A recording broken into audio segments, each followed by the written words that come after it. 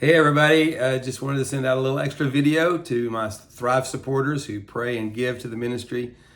You've already gotten an email about this trip to Scotland and Poland, so you know some of the details about it. But it's a very interesting trip because although it was about 3 weeks and almost every day I was ministering, it was that most of the pictures that I have come from this short period of time, a couple of days that I was in the mountains with the sheep, which is really interesting experience. But most of the trip was ministry trip time. But so in Scotland with Jeff and Kathy Oakes, always great to be with them. They're just doing great work there. This little kind of dying ember of a church that they are bringing back to life with the help of the Holy Spirit. I was able to take their leadership team through strengths and the fit class and help them understand how they're best suited for ministry. So that was a great time. And and then of course in Poland with the worship school, that's going amazingly well.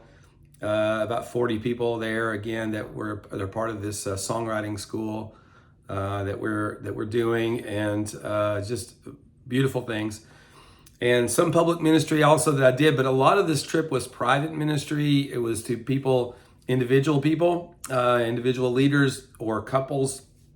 Well, I got to go a little deeper with them and help them understand what the future looks like for them and how they can take their effectiveness from a big target down to a bullseye, and really what is God doing in their lives right now. I think it's a very fruitful time to do that. But as I said, most of my pictures came from sheep, and so I wanted to share this with you because it was a really unique opportunity. I got to be a part of Reddick. Reddick is a word that just means a journey up to the mountains, taking the sheep from the lowlands up to the highlands. So these shepherds are first of all, shepherds like respect, incredible people, really difficult work, super committed. And it's a whole different kind of culture. So if you can imagine this shepherd and his assistant, actually two assistants, but one of them was driving a vehicle. I'll tell you about that in a minute. We're walking with these sheep, 15 different owners, 200 sheep in this group that walked. So they have a 6-day journey that is 140 kilometers. I mean, almost, it's 85 or 90 miles in 6 days with sheep uphill. And so pretty crazy that they can do all that. And then of course they stay up there. They stay up in that in the mountain pastures all summer long until next fall. They come back down, and I'll show you why they stay up there in just a minute. But just to let you know, all these sheep came together from different owners, and the first 2 days of the Reddick, they don't let anybody walk with them. This is really unique that anybody gets to walk with the shepherds anyway. This is the only group I know that is able to do that with this team of shepherds, or with any team of shepherds. It's the only one I know of. But we're able to walk a couple of days with the shepherds and learn about the heart of the shepherds and learn about the sheep. And it's pretty amazing. We had about 20 people that went along with this on these 2 days. But the first 2 days of their trip, there's nobody with them. We're not with them because the shepherd has to calm the sheep. The sheep are all coming together from different places, and they're all anxious because there's sheep around they don't know. They're assimilating and learning to hear the voice of their shepherd. And this was the biggest thing that I learned from this whole idea of the Reddick, is that the sheep learn to hear the voice of the shepherd as they walk on the journey. And as they hear his voice, the voice equals presence. And when he's present, they're calm.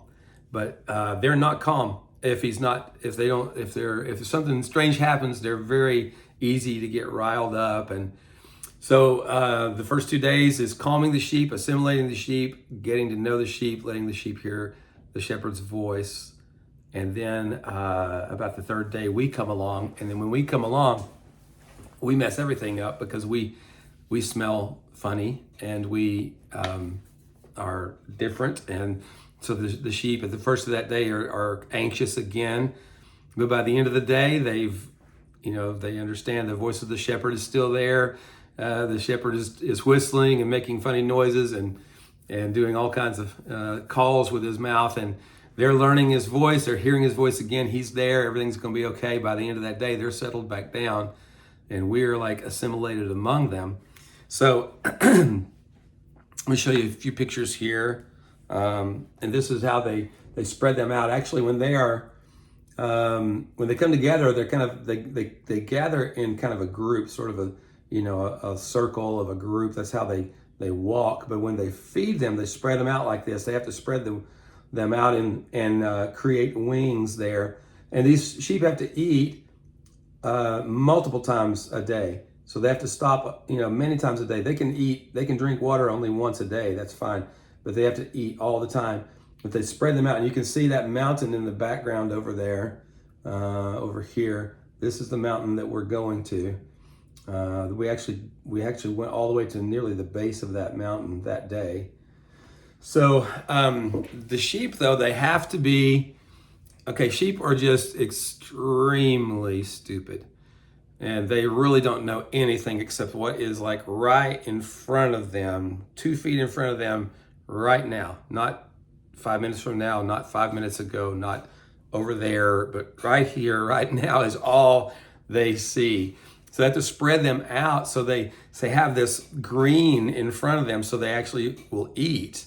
So they just don't have little sheep butts in front of them, And it's just really interesting how they have to, without a shepherd, they will absolutely perish. There's no way. They don't know what to do. They don't know what to eat. They don't know where to go. They don't have any protection. They have no form of defense at all. Without the shepherd, they're just toast. It's just the way it is. So, but the shepherd, one of the most amazing things that I realize is that he really knows the sheep. He really gets to know them. Some of them, of course, he had on the journey last year, but a lot of these were lambs, of course, born this year. They are not.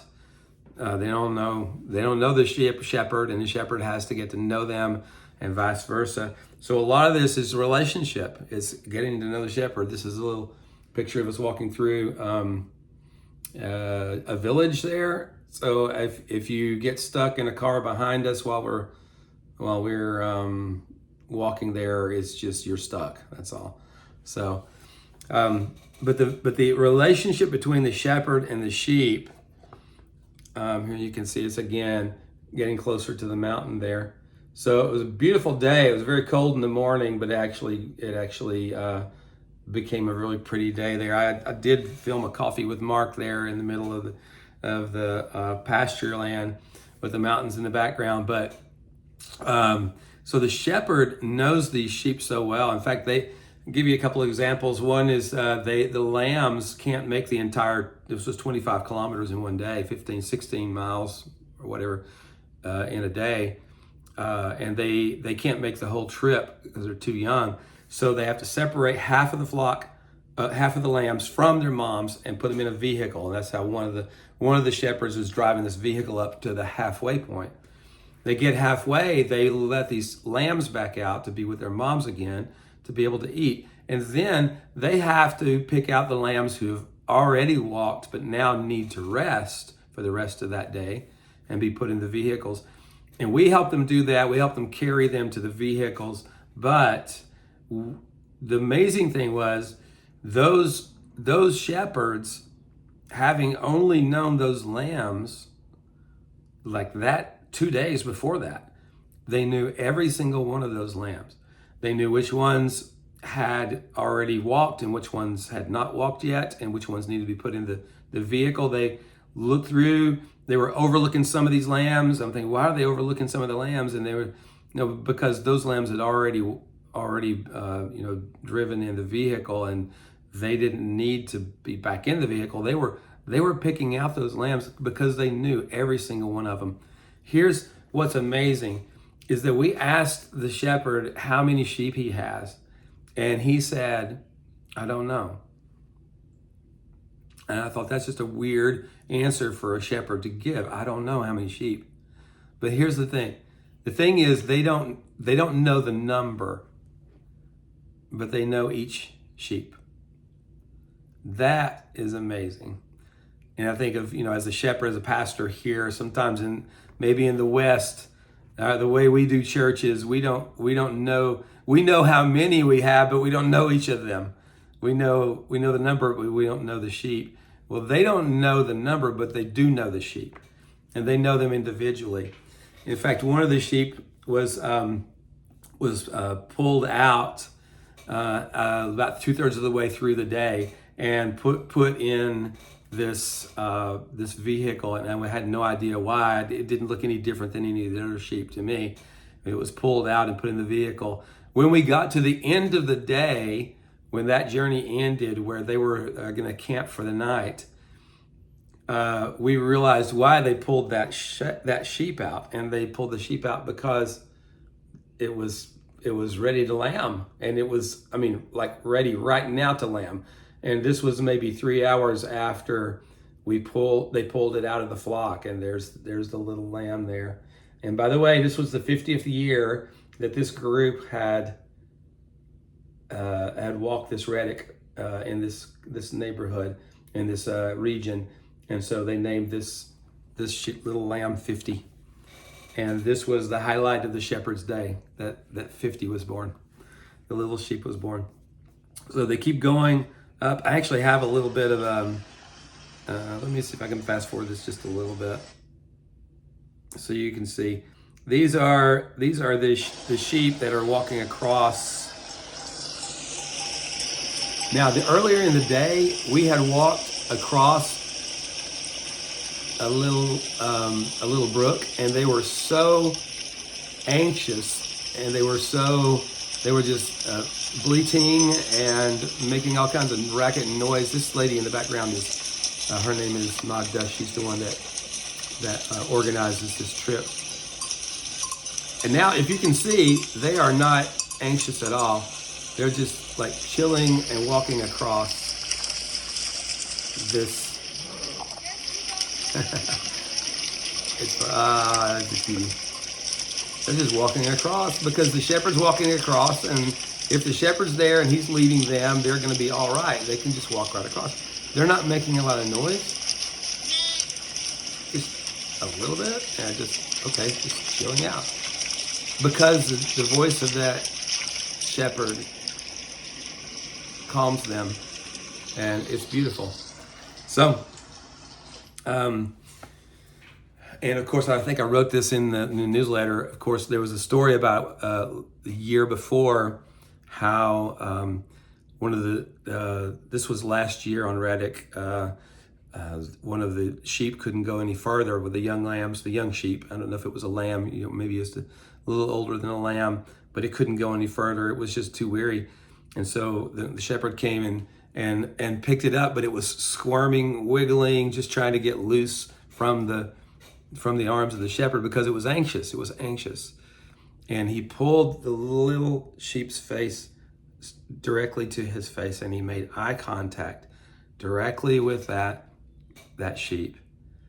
And then he pulled that sheep into his chest, and where the heart of the sheep could be next to the heart of the shepherd. And as it was beating, as he felt the shepherd's heart, as he made eye contact with the shepherd, he calmed, and he was able to be carried. And that was just beautiful. And so shepherding is simple, but it's not easy. It's very difficult, or it's very hard. It's very hard, but it's very simple. It's like something that you could learn. You could write a manual about a shepherd. Here's how to shepherd sheep. But the difference is, the reason that most of us probably couldn't do it is because we don't have the heart of a shepherd. We could learn the skills of a shepherd, but you got to have the heart of a shepherd. And the shepherd really, really cares about those sheep. He's very responsible for those sheep. So let me show you another picture here of what it looks like when they get to the top. Now, we weren't there on the last day.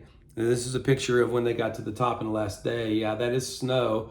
They're on the snow up in the mountains.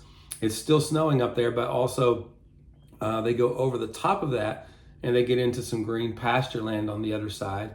But this is the reason that they actually go up there, because they're this is what it looks like in the springtime. Kończymy dzień. Dzień był bardzo dobry. Bardzo dobre, very good. Też jesteśmy zadowoleni, że This dobrych, is fajnych rzeczy działo. super plush and green and all this nourishment because the commodity of the sheep is cheese. So they are up here where it's calm, where the food is great, and they just produce. They're just milk producing machines. And the shepherds milk them every morning. Get up at 3:30 in the morning and milk them, and they make cheese all summer long. And this cheese is what they sell and live on. So it's pretty amazing to see the heart of the shepherd and the what a sheep is like, and just wanted to share that a little bit with you. There's a lot of sermons that can come out of that. Not only sermons about how we personally deal as sheep with our own shepherd, the heart of our shepherd for us, but also pastors and leaders. And I'm sure I'm going to put together a little sheep seminar or a sheep sermon for pastors and leaders, because the shepherd doesn't own the sheep. He doesn't own the sheep. He stewards the sheep, but he cares for the sheep. And all of these little principles that I learned were incredible. Well, one more thing I'll tell you is that if you just to let a little bit of the cat out of the bag here. I did work with my editor for my book on grief, walking through grief, and had to do some extra writing on that. Actually, 3 of the days of this trip were set aside specifically for writing and finishing that, sending it back to the editor. The manuscript is completed now, and it's going to the copy editor now. It's been through the developmental editor stage, and now it's going on. And so it's definitely going to be out this year, probably going to be out sometime in November the latest. But I can let you see the cover of the book. And so walking through grief, finding hope and healing in the Psalms of Lament. That's what the cover is going to look like. So just wanted to give you a little sneak preview of that. But again, thank you guys so much for your love, your concern, your prayers, your financial support. It's great. God is doing great things. And I will be back in Poland within about 5 weeks or so. I'll be in Ukraine as well, and it looks like I'll be in France as well at the end of June and 1st of July. So I'll keep you posted about that. You'll get something from me soon. Anyway, bless you guys. Love you.